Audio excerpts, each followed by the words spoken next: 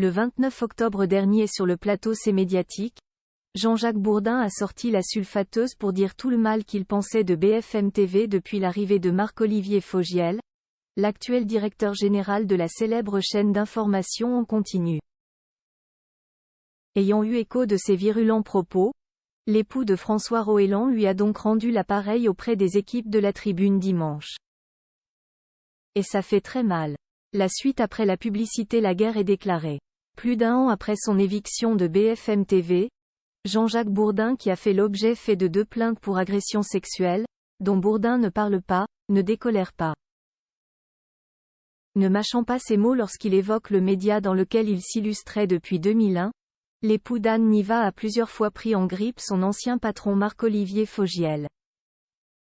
Sur le plateau de C'est Médiatique fin octobre, le journaliste qui est aujourd'hui sur Sud Radio NY est pas allé de main morte pour critiquer certaines de ses décisions, taclant dans la foulée la récente arrivée de Laurent Ruquier.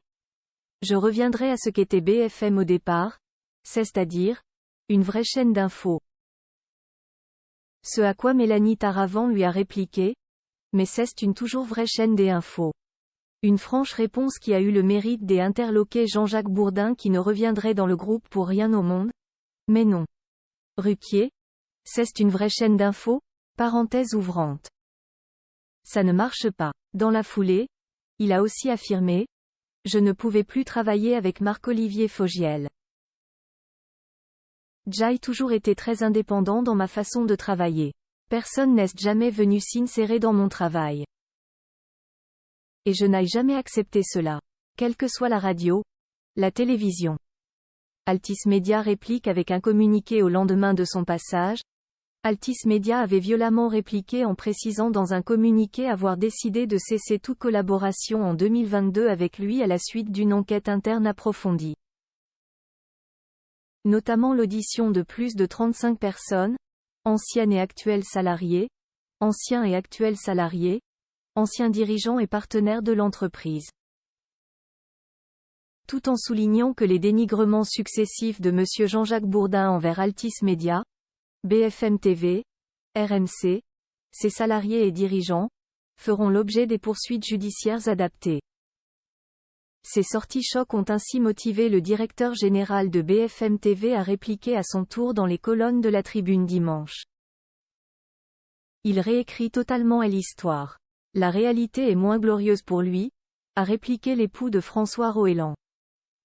Il a été viré de BFM TV suite à une plainte pour agression sexuelle, et un audit interne au cours duquel 35 personnes ont témoigné.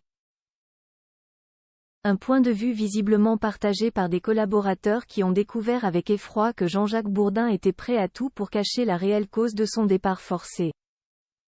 Pour rappel, en janvier 2022, Jean-Jacques avait été écarté de l'antenne en raison de l'ouverture d'une enquête pour agression sexuelle, classée pour prescription. La première plainte déposée à l'encontre de Jean-Jacques Bourdin a été celle de Fanny Agostini, ex-présentatrice météo sur BFM TV. Les faits se seraient déroulés en Corse en 2013. Quant à la seconde plainte, elle a été orchestrée par une autre femme pour des faits d'agression sexuelle, harcèlement et exhibition sexuelle survenus il y a plus de 30 ans. De son côté, l'heureux papa de 3 enfants a toujours fermement contesté les dires de ses accusatrices. Le groupe Altis Media, propriétaire de BFM TV, a décidé de l'attaquer en justice à la suite de ses déclarations, car il avait signé en partant une clause de non-dénigrement, en contrepartie d'une somme d'argent. Il est libre de dire ce qu'il pense. Mais dans ce cas, il fallait renoncer à la clause et ne pas accepter l'argent, a renchéri Marc-Olivier Fogiel en toute transparence. Accusé par ce dernier d'être omniprésent lors de ses interventions, l'ex-animateur Fardon ne peut pas plaire à tout le monde a donc tenu à se défendre. La seule fois où il a eu une oreillette, c'était lorsqu'il a présenté la France dans les yeux. Parenthèse fermante. Ce jour-là, il était tout tremblotant et tétanisé. Je lui donnais les arguments pour répondre à Valérie Pécresse qui était en train de l'humilier. De manière générale, je lis beaucoup de choses fausses concernant mon supposé interventionnisme. Fin de la polémique. La suite après la publicité. La suite après la publicité.